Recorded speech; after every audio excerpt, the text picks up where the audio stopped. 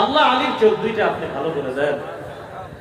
সাহাবী বলেন কান্নাহু লাম ইয়াকুন বিহি ওয়াজাউন, আলীর চোখের দিকে তাকায় দেখলাম যেন কোনোদিন তার চোখে কোনো সমস্যা হয় না। স্বপ্নেও যদি আল্লাহ রাসূল আপনার থুতু একটু মুখে দিয়ে দেয় কাজ হয়ে যাবে।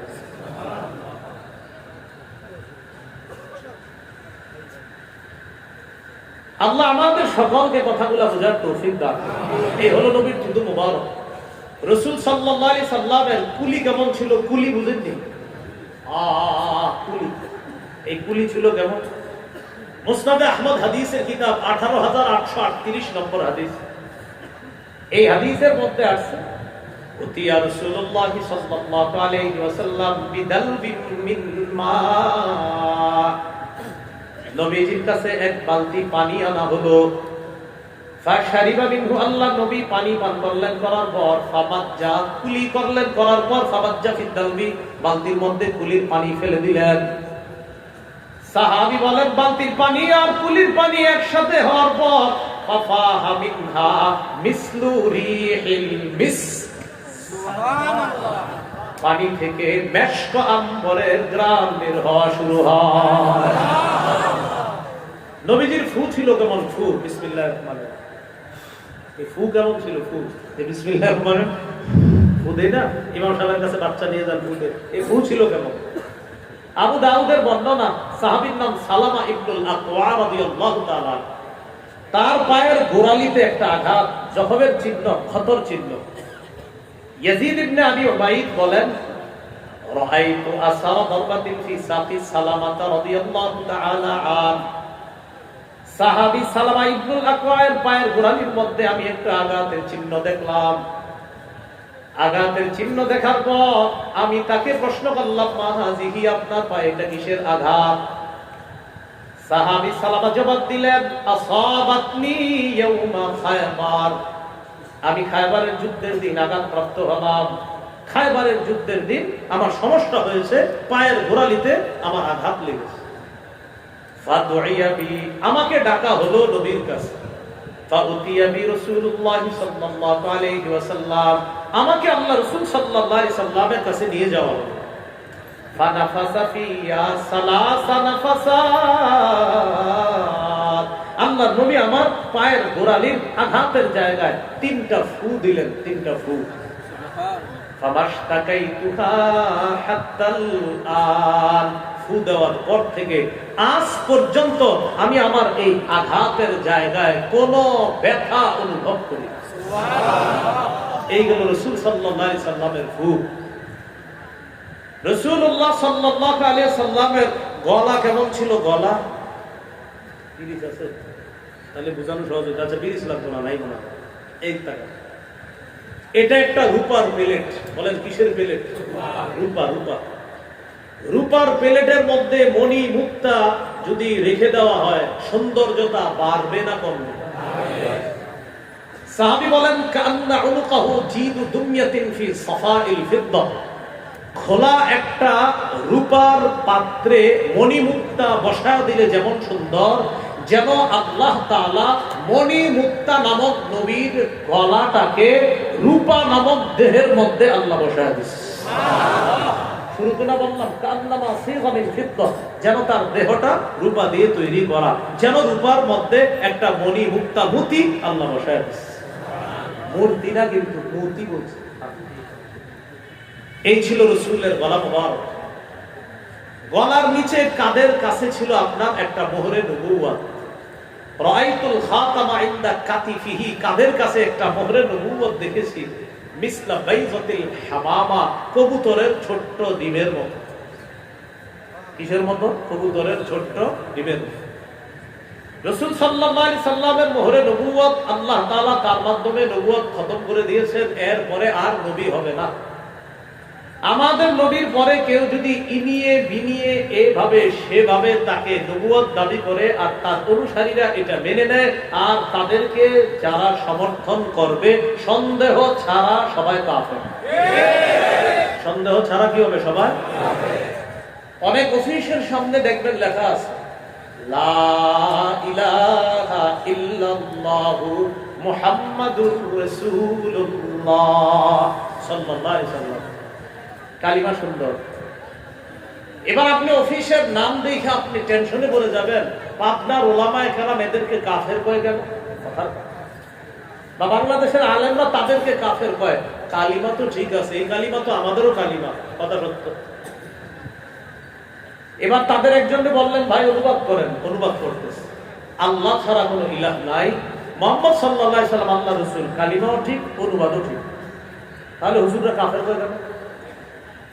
এবার আপনি তাকে বলবেন, ভাইজান আপনাদেরকে আলেমরা কাফের বলে দেন। তখন আপনারা বলবেন, ভাই আপনি দুঃখটা বুঝছেন, দেখছেন আমাদের কালিমাও ঠিক, অনুবাদও ঠিক, এরপরে হুজুররা না বুঝে আমাদের কাফের বলে। তখনই বলবেন, ভাইজান একটু কথা। কি কথা? সূরা আহজাবের 40 নম্বর আয়াতের অনুবাদটা একটু আমাদের শোনান। কোন সূরা বলেন? একটু মনে রেখেন। কোন সূরা?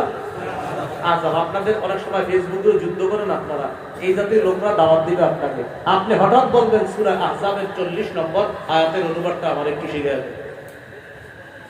হাফিজি কোরআন মাজিদ অনুযায়ী 22 নম্বর পারা 2 নম্বর পৃষ্ঠা সূরা আহজাবের 40 নম্বর আয়াত। আল্লাহ তাআলা বলেন, মা কানা মুহাম্মাদুন আবা আহাদিন মিন রিজালিকুম ওয়ালাকিন রাসূলুল্লাহ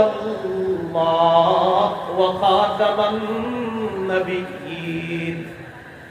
এটার অনুবাদ হলো, মুহাম্মদ সাল্লাল্লাহু আলাইহি সাল্লাম তোমাদের কোন সাবালক পুরুষের পিতা নন, কিন্তু তিনি আল্লাহর রাসূল এবং শেষ নবী। তোমাদের কোন সাবালক পুরুষের পিতা নন, তবে তিনি আল্লাহর রাসূল এবং শেষ নবী।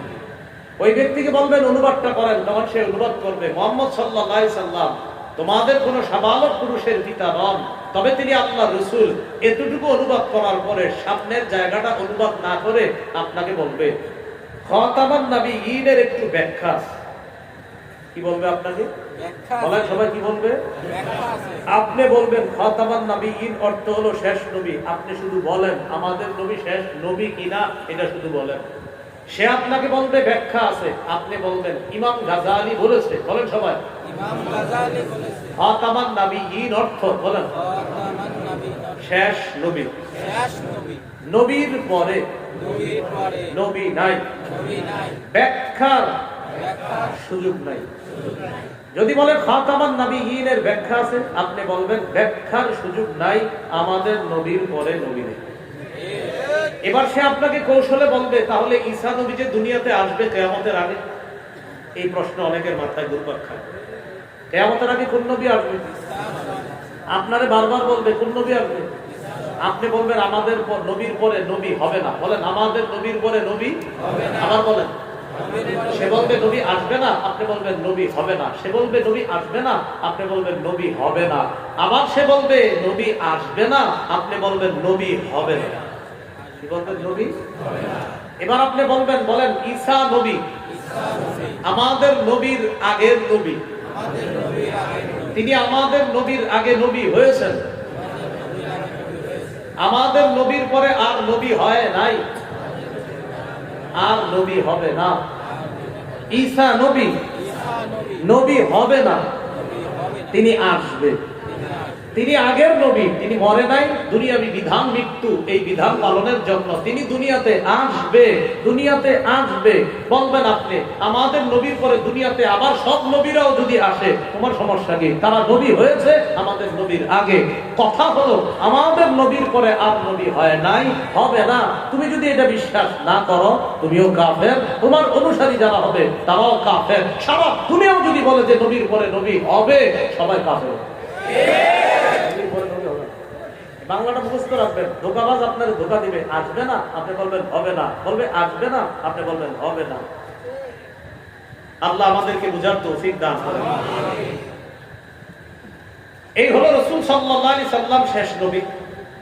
এবার নবীজি সাল্লাল্লাহু আলাইহি সাল্লামের এই বুক কেমন ছিল? কানা রাসূলুল্লাহ সাল্লাল্লাহু আলাইহি সাল্লাম আরিদাস সাদরি, নবীজির বুকটা ছিল চওড়া। বুক থেকে নাভি পর্যন্ত দাকিকাল মাসরুবা ওয়া ফি রিওয়ায়া তাওয়িলাল মাসরুবা, একটা চিকন পশমের রেখা যেন আল্লাহ তাআলা সুন্দরভাবে বসায় দিয়েছেন। পেট ছিল কেমন? সাওয়াআল বাতনি ওয়াস সাদরি, বুক আর পেট ছিল সমান। নবীজি সাল্লাল্লাহু আলাইহি সাল্লামের পেট এটা বড় ছিল না, বুক আর পেট ছিল সমান। এইজন্য আমরা যারা বর্তমানে আছি যুবক ভাইয়ারা, পেট বাড়ানো যাবে না, পেট সমান রাখতে হবে। কিছুদিন পরে আপনাদেরকে কাজে লাগবে। তো পেট যদি অস্বাভাবিক বেড়ে যায়, জিহাদের মাঠে আপনাদের পাহারাটা দিবে কি? এই জন্য পেট এটা স্বাভাবিক রাখা, সমান রাখার চেষ্টা করা।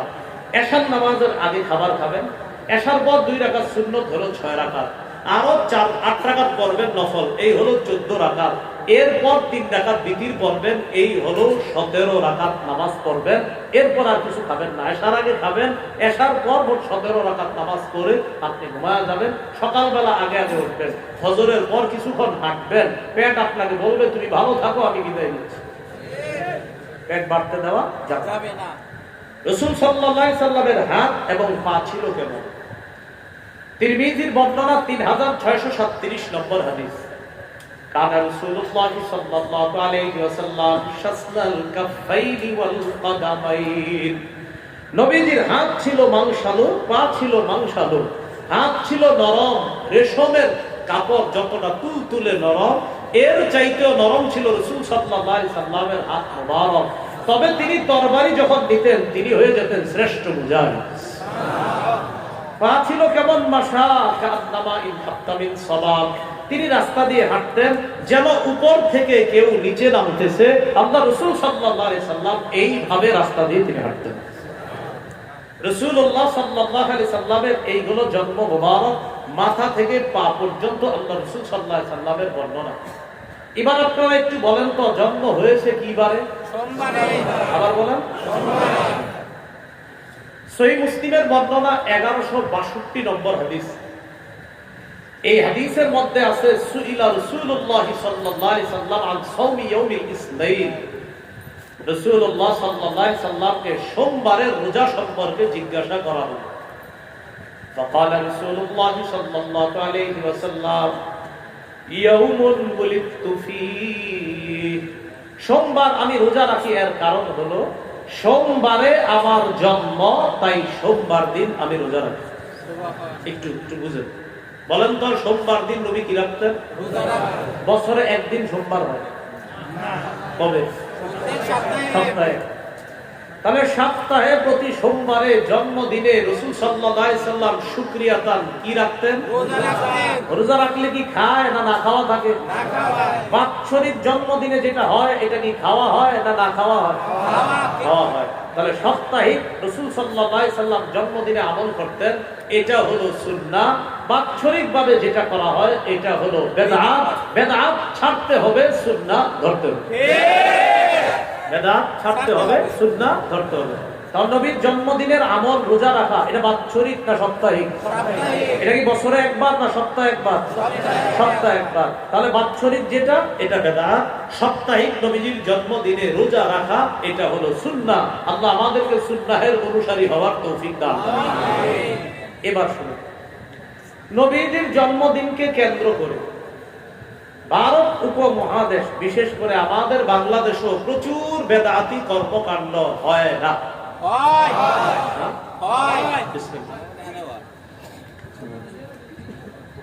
তাহলে আমাদের বাংলাদেশে বেদাত হয়। একটু আমার সাথে মনে রাখবেন, আমার সাথে আগে এই ব্যাপারে একমত হন। বলেন, নবী যা রেখে গিয়েছেন তাই গ্রহণ করব। নবী যা থেকে নিষেধ করেছেন তা থেকে বেঁচে থাকবো, এটাই শরীয়ত। এটাই কি? সূরা হাশরের 7 নম্বর আয়াতে আল্লাহ বলেন, ওয়ামা আতাকুমুর রাসূলু ফাখুযুহু ওয়ামা নাহাকুম আনহু ফান্তাহু। আল্লাহ তাআলা বলেন, রাসূল সাল্লাল্লাহু আলাইহি সাল্লাম তোমাদেরকে যা দেন তা গ্রহণ করো, যা থেকে নিষেধ করেন তা থেকে বিরত থাকো। এই কথা বলছেন আল্লাহ তাআলা পবিত্র কোরআনের মধ্যে। আল্লাহ তোমাদেরকে যা দেন তা গ্রহণ করো, যা থেকে নিষেধ করেন তা থেকে তোমরা বিরত থাকো। রাসূলুল্লাহ সাল্লাল্লাহু আলাইহি সাল্লাম হাদিসের মধ্যে বলেন, তাখরিজু শারহিস সুন্নাহ, নবীজি বলেন, মা তারাকতু শাইআন মিম্মা নাহাকুমুল্লাহু আনহু ইল্লা ওয়াকাদ নাহাইতুকুম আন। নবীজি বলেন, আমি এমন কোন জিনিস দুনিয়ার মধ্যে রেখে যাই নাই, আল্লাহ তাআলা যা নিষেধ করেছেন এমন কোন জিনিস আমি তোমাদের কাছে পৌঁছাইতে নিষেধ করি নাই, এমনটা হয় নাই। যা নিষেধ করেছেন আমি সব তোমাদেরকে নিষেধ করেছি। মা আমারতু বিহি মিন শাইইন ইল্লা ওয়া ক্বাদ আমারতুকুম বিহি, আল্লাহ তাআলা যত কিছু তোমাদেরকে আদেশ করেছেন, মা আমারাকুমুল্লাহু বিশাইইন ইল্লা ওয়া ক্বাদ আমারতুকুম বিহি, আল্লাহ যা আদেশ করেছেন সব আদেশগুলো তোমাদের কাছে পৌঁছিয়েছি। আল্লাহ যা নিষেধ করেছেন সব নিষেধাজ্ঞাগুলোও তোমাদের কাছে আমি পৌঁছিয়েছি, একটু আমি ছাড়ি নাই, আমি সব তোমাদের কাছে যথাযথভাবে পৌঁছেছি। এবার একটু বুঝুন, তাহলে বলেন তো নবীজির আদেশ নিষেধ এটাকে বলা হয় পূর্ণাঙ্গ দ্বীন। বলেন এটাকে কি বলা হয়? এই ব্যাপারে সূরা মাইদার 3 নম্বর আয়াতে আল্লাহ বলেন, আল ইয়াউমা আকমালতু লাকুম দীনাকুম, আজ আমি তোমাদের জন্য তোমাদের দ্বীনকে পূর্ণাঙ্গ করে দিলাম। এবার বলেন তো নবী দুনিয়াতে রেখে গিয়েছেন শরীয়ত অপূর্ণাঙ্গ না পূর্ণাঙ্গ? এই পূর্ণাঙ্গ শরীয়তের মধ্যে কেউ যদি ইবাদতের নামে নতুন কিছু আবিষ্কার করে সওয়াবের আশায়, এটাকে বেদাত বলে। বলেন এটাকে কি বলে? বেদাত। সহিহ বুখারীর বর্ণনা 2697 নম্বর হাদিস, 2697 নম্বর হাদিস। এই হাদিসের বর্ণনাকারী আয়েশা সিদ্দিকা রাদিয়াল্লাহু তাআলা আনহা তিনি বলেন, قال رسول الله صلى الله عليه وسلم, রাসূলুল্লাহ সাল্লাল্লাহু আলাইহি ওয়াসাল্লাম বলেন, মান আহদাসা ফি আমরিনা মা লাইসা ফিহি ফাহুয়া রাদ্দুন, ওয়া ফি রিওয়ায়াতিন মান আহদাসা ফি আমরিনা হাযা মা লাইসা ফিহি ফাহুয়া রাদ্দুন। নবীজি বলেন, কেউ যদি আমাদের এই দ্বীনের মধ্যে শরীয়তের মধ্যে ইবাদতের নামে নতুন কিছু আবিষ্কার করে, ফাহুয়া রাদ্দুন, এটা প্রত্যাখ্যান করা হবে, এটা বেদাত, এই বেদাত পরিত্যাজ্য, বেদাতকে প্রত্যাখ্যান করা হবে। এখন এই জায়গায় যারা আছেন আপনারা, আমি যদি এখন বেদাতের কথা সামনের দিকে বলি, আপনারা কি প্রত্যাখ্যান করতে রাজি আছেন ইনশাআল্লাহ? তাহলে পূর্ণাঙ্গ দ্বীনের মধ্যে ইবাদতের নামে নতুন কিছু আবিষ্কার, এটাকে কি বলা হয়? বেদাত। আবু দাউদের বর্ণনা 4608 নম্বর হাদিস, এই হাদিসের মধ্যে আছে, قال رسول الله صلى الله عليه وسلم, إنه من يعش منكم فسيرى اختلافا كثيرا। রাসূলুল্লাহ সাল্লাল্লাহু আলাইহি সাল্লাম বলেন, আমার পর যারা দুনিয়াতে থাকবে তারা প্রচুর মতভেদ দেখবে। আমার পর যারা দুনিয়াতে থাকবে তারা প্রচুর মতভেদ দেখতে পাবে। নবীজি বলেন, মতভেদ নিরসন করার উপায় দুইটা, আলাইকুম বিসুন্নতি ওয়া সুন্নাতিল খুলাফাইর রাশিদিনাল মাহদিয়িন। আমার পর যারা দুনিয়াতে থাকবা প্রচুর মতভেদ দেখতে পাবা, মতভেদ নিরসন করার উপায় দুইটা, এক নাম্বার আমার সুন্নাহ আঁকড়ে ধরবা, দুই নাম্বার আমার হেদায়েত প্রাপ্ত খুলাফায়ে রাশিদার সুন্নাত আঁকড়ে ধরবা। জুমার আযান আগে একটা না দুইটা? একদল বলে একটা, আরেকদল বলে কয়টা? দুইটা। নবী বলেন, আমার পর মতভেদ দেখতে পাবা। আমরা দেখলাম জুমার আজানের ব্যাপারে এখন ঝগড়া হয়, একদল বলে আজান একটা, আরেক দল বলে দুইটা। মতভেদ যে হবে কথাটা বলে গেছে। এখন মতভেদ নিরসনের উপায় নবী বলে দিয়েছেন, যখন তোমাদের মধ্যে মতভেদ লাগবে, দ্বন্দ্ব লাগবে, তখন তোমরা আমার সুন্নাহ আঁকড়ে ধরবা। আমরা নবীর সুন্নাহ আঁকড়ে ধরে পাইলাম জুমার আজান একটা। বলেন কয়টা? একটা। এবার আমরা একটা পাওয়ার পর সাহাবীদের সুন্নাহ আঁকড়ে ধরে দেখি, হযরত উসমান গনি রাদিয়াল্লাহু তাআলা আনহুর সুন্নাহে জুমার আযান পাওয়া যায় আরেকটা। অতএব জুমার আযান নবীর সুন্নাহ আর সাহাবী উভয়ের সুন্নাহ মিলে জুমার আযান হয় কয়টা? দুইটা। দুইটা। জুমার আযান যদি একটা কেউ মানে তার নাম হবে শুধু আহলুস সুন্নাহ, কারণ নবীর সুন্নাহে জুমার আযান একটা। আর যদি সাহাবীদের সুন্নাহ অনুযায়ী জুমার আযান দুইটা দেয়, তার নাম হবে আহলুস সুন্নাহ ওয়াল জামাআহ।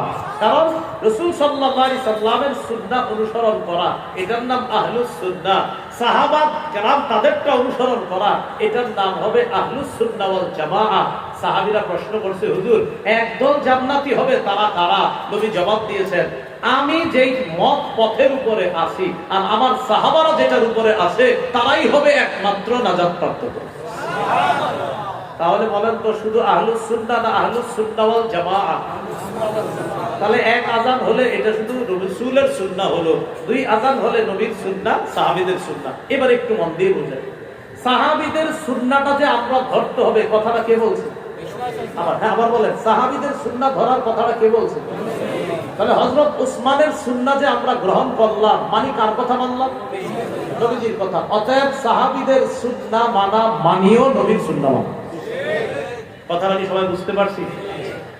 তাহলে আমরা কোন ধরনের বেদাত করব না। এবার নবী কি বলে দেখেন, ইয়াকুম ওয়াল মুহদাসাত, তোমরা নতুন নতুন দিনের মধ্যে কোন ইবাদত আবিষ্কার করা থেকে বাঁচো। ফাইন্না কুল্লা মুহদাসাতিন বিদআ, প্রত্যেক নতুন আবিষ্কার বিদআত। ওয়া কুল্লা বিদআতিন দালালা, প্রত্যেক বেদাত হলো পথভ্রষ্টতা। ওয়া কুল্লা দালালাতিন ফিন্নার, প্রত্যেক পথভ্রষ্টতার ঠিকানা হলো জাহান্নাম। বলেন, প্রত্যেক পথভ্রষ্টতার ঠিকানা কি? জাহান্নাম। ইমাম মালিক রাহমাতুল্লাহি আলাইহি বলেন, মান ইবতাদা ফিল ইসলামি বিদআতান ইয়ারাহা হাসানা ফাকাদ জামা আন্না মুহাম্মাদান ক্বাদ খানা রিসালা।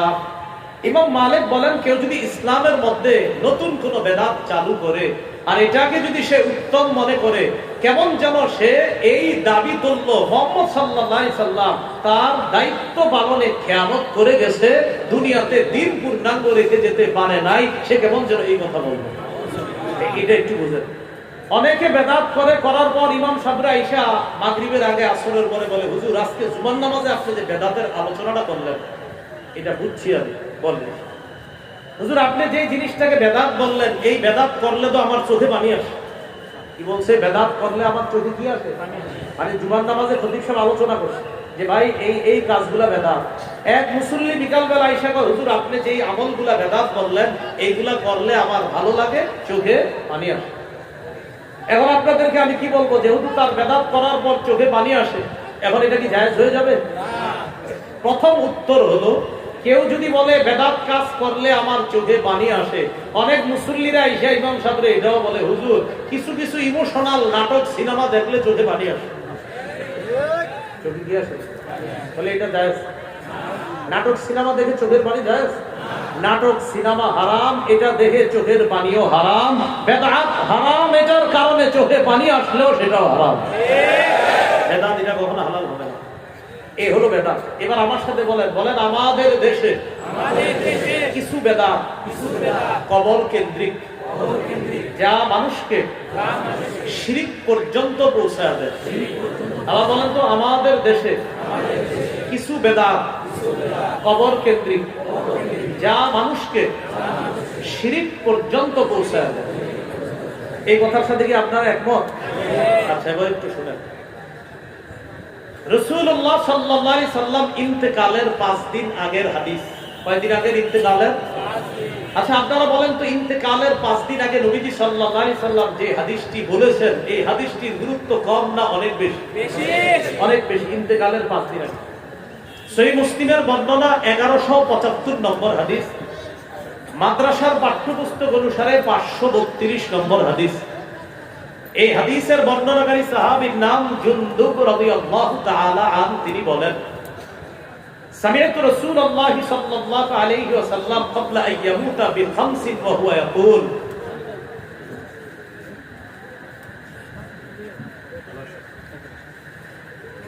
জুনদুব রাদিয়াল্লাহু তাআলা আনহু বলেন, আমি রাসূলুল্লাহ সাল্লাল্লাহু আলাইহি ওয়াসাল্লামকে ইন্তেকালের 5 দিন আগে আমি বলতে শুনলাম, নবীজি সাল্লাল্লাহু আলাইহি সাল্লাম বলেন, ইন্নী আবরাউ ইলাল্লাহ আইয়াকুনা লি মিনকুম খলিল। শোনো সাহাবীরা, তোমাদের মধ্যে কোন খলিল, অন্তরঙ্গ বন্ধু গ্রহণ করা থেকে আমি আল্লাহর কাছে মুক্ত। তোমাদের মধ্যে আমার কোনো অন্তরঙ্গ বন্ধু নাই, কোনো খলিল নাই।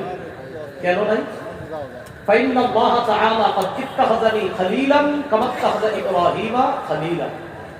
আল্লাহ তাআলা ইব্রাহিম আলাইহিস সালাতু ওয়াস সালামকে যেমনি ভাবে খলিল হিসাবে গ্রহণ করেছেন, তেমনি ভাবে আমি নবী মুহাম্মদকেও খলিল হিসাবে আল্লাহ গ্রহণ করেছেন। তাহলে খলিল হলো কয় নবী? দুই নবী।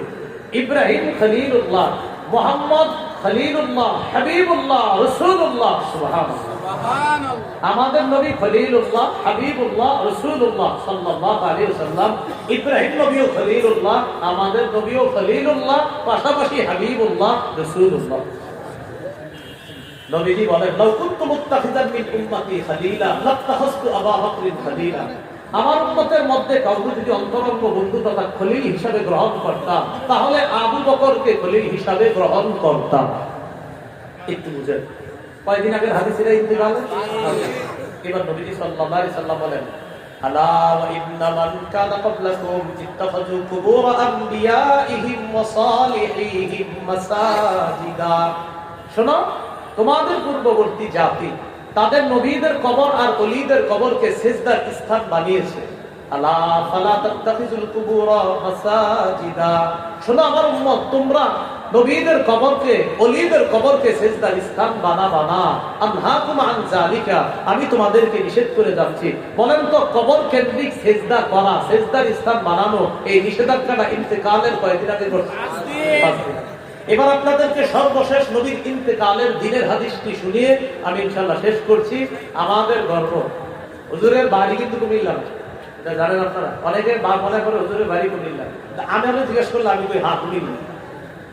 আমার জিজ্ঞেস করলে আমি কি বলি? কুমিল্লা। কারণ এরকম মানুষ আমি কুমিল্লা বলেছি, জীবন কি দিন হুজুর, আমি কিন্তু আপনারা বলি কুমিল্লা। আপনার নামের পাশে কিন্তু কুমিল্লা দেখা হয়, এটা আমি খুশি।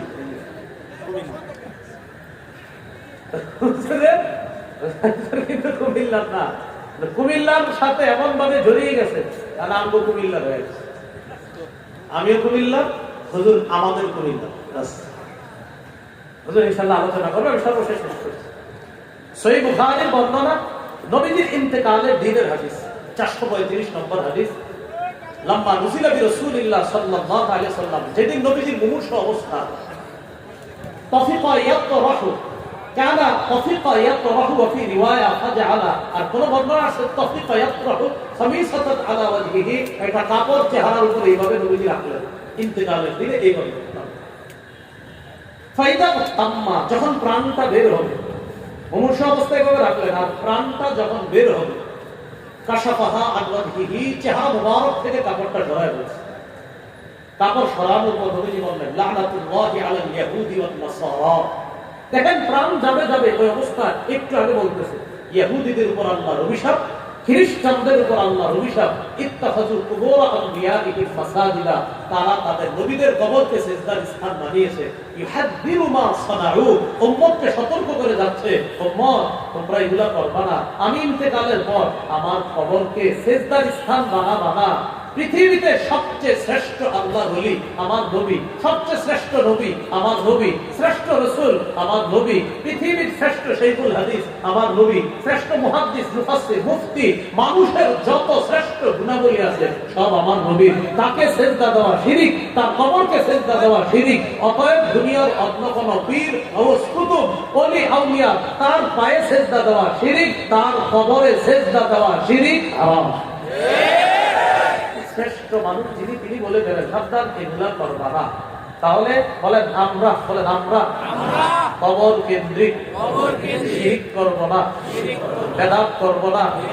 আমরা আল্লাহর ওলির বিরুদ্ধে না, আল্লাহর ওলির কবরের বিরুদ্ধে না, তবে কবর কেন্দ্রিক শিরক বেদাতের বিরুদ্ধে, গাজার আসরের বিরুদ্ধে, মেলার বিরুদ্ধে। তাহলে আমরা ওলিদের বিরুদ্ধে না, আমরা শিরকের বিরুদ্ধে কথা বলি। আমাদের ব্যাপারে স্লোগান দেয় আল্লাহর ওলির দুশমনেরা হুঁশিয়ার সাবধান। অথচ আমরা তো বিরোধিতা করেছি শিরকের। যদি স্লোগান হতো এমন, শিরকের দুশমনেরা, গাজার দুশমনেরা হুঁশিয়ার সাবধান, মেলার দুশমনেরা, বেদাতের দুশমনেরা হুঁশিয়ার সাবধান, এটা ঠিক আছে, এটা আমরা সমর্থন করি, হ্যাঁ এই স্লোগান ঠিক আছে। কারণ আমরা শিরকের বিরুদ্ধে, আমরা বেদাতের দুশমন, এটা ঠিক আছে। আমরা গাজার দুশমন, আমরা মেলার দুশমন। কিন্তু ওলিদের কবরকে কেন্দ্র করে কেউ যদি গাজার আসর বসায়, এটার বিরুদ্ধে আগে ছিলাম, এখনো আছি, ভবিষ্যতে থাকবো, মরণ পর্যন্ত। এই বেদাত শিরকের পক্ষে আমরা মুহূর্তের জন্য থাকতে পারি না, এবং মুসলমান থাকতে পারি। এটাই মনে থাকবে সবার। এই জন্য মনে রাখবেন, আধুনিক ইসলামের নামে একটা নতুন ইসলাম কায়েমের ষড়যন্ত্র চলছে।